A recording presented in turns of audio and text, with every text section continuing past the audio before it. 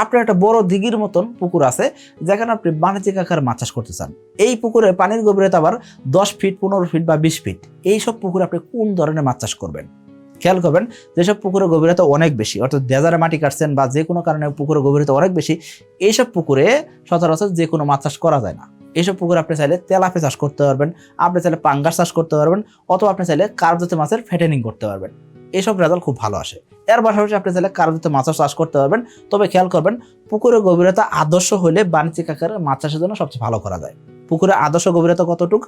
4 fit থেকে 8 fit. 4 fit থেকে 8 fit গভীরতা সম্পন্ন যে পুকুরগুলো আছে, সেসব পুকুরে সচরাচর দেখা যায় মাছের গ্রোথ ভালো আসে। সো আপনি যখন মাছ চাষ করতেছেন, সেক্ষেত্রে বাণিজ্যিক আকার মাছ চাষ আসলে অবশ্যই পুকুরের গভীরতা 4 ফিট থেকে 8 ফিট রাখার চেষ্টা করেন।